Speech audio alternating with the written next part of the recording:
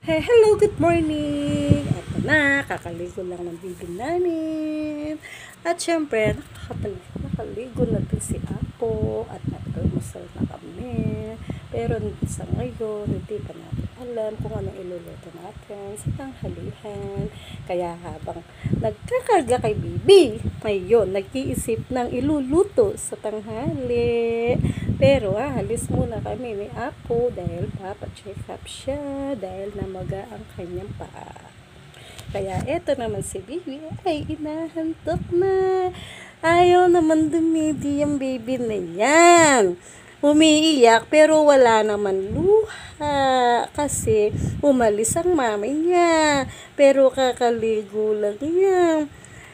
At saka kakadedi lang. Gusto pa dumedi ata. Ang takaw-takaw ng baby na yan. Day off ng daddy niya. Day off ng daddy. Nakapaligo na siya. At saka si Lola. Ligong itik lang. Ayan. Nantok na si baby. Pero si ate, hindi pa siya naliligo. Si ate Melia. Ha?